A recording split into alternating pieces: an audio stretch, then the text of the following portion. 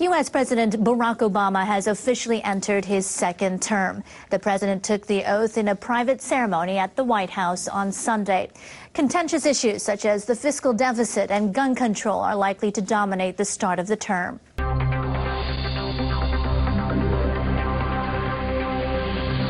Please raise your right hand and repeat after me.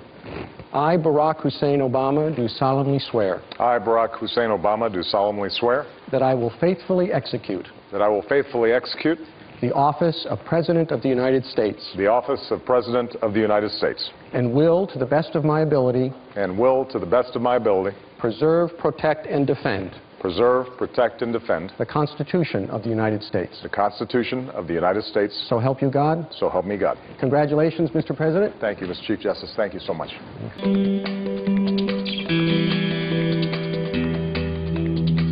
The president was joined by his wife Michelle and daughters Saskia and Malia, but the public inauguration will take place on Monday to much greater fanfare. Around 800,000 are expected to brave the cold, but close to 2 million flocked to see Obama's first presidential inauguration in 2009. A face now familiar, but one still inspiring his supporters. For them, today will be a time to celebrate, a day to remember and say, I was there. Not every president gets a second term, but now Barack Obama begins 4 more years in the White House. Washington has been preparing itself for days. Security is incredibly tight. Roads have been closed and others have been cleared to make way for the presidential parade. The excitement is fantastic, though, you know. The atmosphere is fantastic, and we're just having a ball. We are a country of strong people and good people, and Obama has the ability to bring out the best in all of us. I think it's great to see our next president be reelected for the next 4 years. Even though the celebration, some people are saying it's not going to be as large, but I think it's we should still celebrate. I, Barack Hussein Obama, do solemnly swear. When he first took the oath of office, Barack Obama carried the hopes and dreams of the millions who voted for him.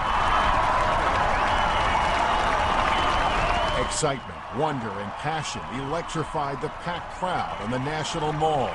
I stand here today humbled by the task before us,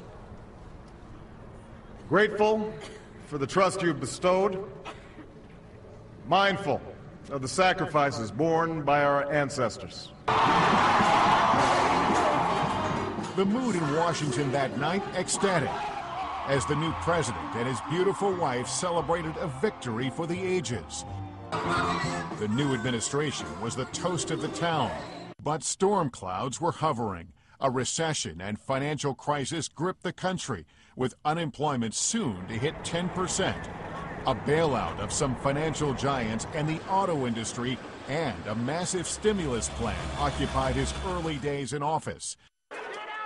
But against heavy opposition, the president did push health care reform through Congress, a big win for him. The bill I'm signing will set in motion reforms that generations of Americans have fought for and marched for and hungered to see. If health care 40 years from now, if Americans say that we consider that as vital and successful as Medicare, Social Security, that probably will be the most lasting accomplishment of Barack Obama. But the health care fight came at a cost, with Republicans winning back the House a year later and vowing to battle the president at every turn. Our top political priority over the next 2 years should be to deny President Obama a second term. As promised, President Obama ended the war in Iraq and slowly began to wind down the war in Afghanistan. Then, the biggest moment of his presidency. Tonight, I can report to the American people and to the world that the United States has conducted an operation that killed Osama bin Laden, the leader of al-Qaeda. The nation celebrating as one. But the unity and the president's promise to bring Democrats and Republicans in Washington together didn't last long. Much of what he has said recently essentially suggests that not that he's given up, but that he has come to realize that that mountain is a lot higher than he expected it to be. The stalled economy, another mountain to climb for the president. The overwhelming problem of the economy is one that President Obama has said is still undone. That's his biggest challenge for term 2. Perhaps a sign of the times, the president's second inaugural is much smaller. 10 inaugural balls 4 years ago, only 2 this time. And tomorrow, what could be his last big chance to tell Americans from coast to coast what he can do for them over the next 4 years. Here to see the swearing in, the parade, and all the patriotic pageantry that goes along with the country's 57th inauguration.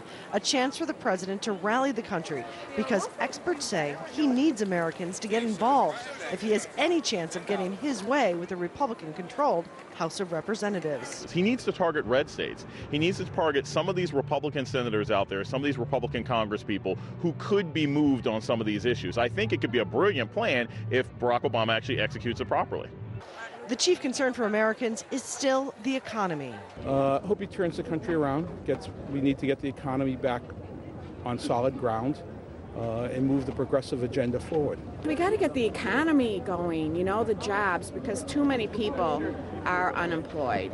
Also on the president's wish list, gun control, immigration reform, and deficit reduction. He promises to tackle those issues as soon as this party is over. Patty Culhane, Al Jazeera, Washington. Earlier on Sunday, Vice President Joe Biden was sworn in at the Naval Observatory, which is his official residence. Supreme Court Associate Justice Sonia Sotomayor administered the oath. He had asked for her personally, even changed the timing of the ceremony to suit her schedule. Take a look at what happened, especially at the end. So help me God. So help me God. Congratulations. Thank you. Thank you. I love you. In case you didn't hear it, the Vice President said to the Supreme Court Justice, "I love you." She said, "I love you back." It is another example of Joe Biden being Joe Biden.